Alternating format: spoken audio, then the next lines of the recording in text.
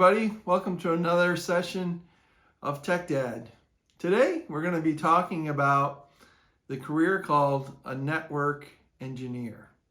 So what exactly is a network engineer? These are the folks that are experts in networking. What is networking? That's how computer systems and information systems communicate with each other. They're also typically experts in hardware and also connecting things, different pieces of equipment, whether there are peripherals, printers, things like that as well. So let's dive into the network engineering career. So as I said, they're experienced and really enjoy spending time with hardware. Not only something like a server, but also all the things that connect to these servers. So whether that's other servers, whether it's to the cloud, whether it's to desktop computers, phones, etc. They're experts in how to connect them up. So that means they need to understand things like TCP/IP, which is one of the most common protocols for communication between devices in the world today on a network. Now, there are, of course, other types of communication protocols. You may have heard of Bluetooth, for example. Now, some of you may be thinking of the word Wi-Fi. Well, Wi-Fi is just a wireless version of connectivity using TCP/IP as well. So they need to learn what's called the OSI stack for networking, which is, I think it's 4 or 5 layers of different protocols that travel across the actual physical networks. And so normally as someone that's a developer, or certainly as an end user, you're not thinking about all these things, but they're very important in order to get connectivity. And there's a lot of security protocols built on top of that as well.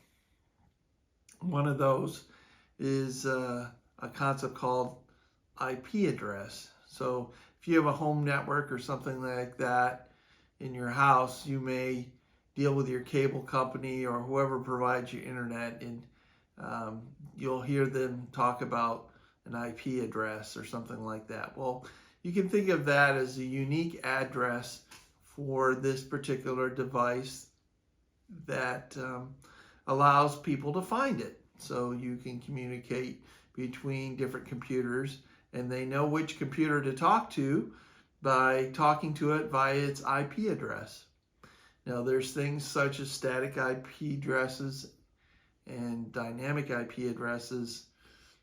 Typically, servers and things that are more permanent in nature have a static IP address, which means it doesn't change. It's set by the network engineer or network administrator to a certain number, and it doesn't change. Now, a dynamic IP address is something that changes frequently, and you can set up, the network engineer would set up how frequently dynamic IP addresses change, days, weeks, months, etc. But those devices, their IP addresses might change. So for example, if you take your cell phone and you walk into your neighbor's house and ask them to connect to their Wi-Fi, they give you the username, password, whatever, you get connected, you're going to get an IP address for your phone to talk over the network in their house. And that's going to be a dynamic IP address in that every time you walk in there, you'll probably get a different one assigned to you by the router that's in their house. There's no need for you to have a constant number that doesn't change. Okay. So anyways, that's a little bit about IP addresses. So in terms of network engineers, they need to understand all those types of things. They also have to constantly be learning and have a desire to constantly learn, because there's always new security protocols. There's always new pieces of software to restrict how things are connected to the network. There's something called VPN, Virtual Private Network, which encrypts things on a network for remote users. Especially today, there's a lot of remote users that connect to servers in a building someplace or up on the cloud. And so these VPNs secure the connection between your home office and those servers and encrypt everything, make sure everything's nice and safe. So as you can see, there's a lot of topics that network engineers need to understand. It used to be that most of the time that they were only needing to understand Windows protocols, and back in the old days, something called Novell protocols. But today's network engineer has much more to learn. They need to know not only the Windows operating systems for both the desktops and the servers, but they also need to know Unix and Linux, and they also need to know Mac OS, of course, and OS 10, and iOS and Android, all these other types of operating systems. They need to understand them. They're all unique in how the utilities and how they function, but they share a common goal in that they all support, for example, TCP/IP and the protocols for communicating between devices. So, but how you configure that is different on each of those operating systems. So again, they have to want to learn and grow all the time in that area. They have to be comfortable with different types of servers.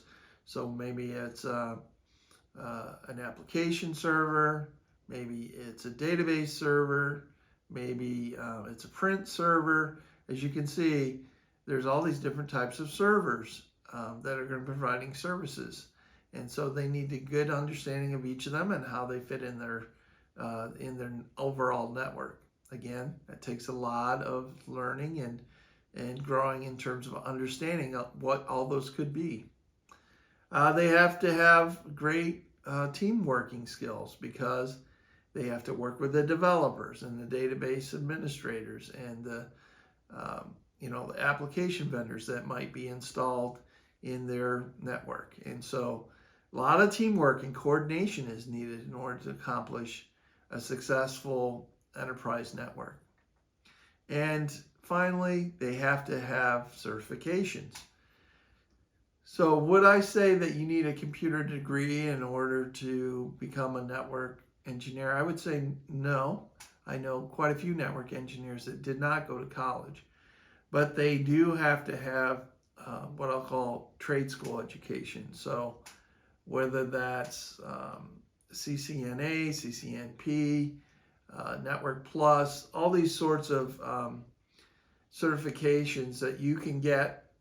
A lot of them from your local college, but you can do them online. There's just lots of places to get these certifications, but you pretty much need to have one of them or more.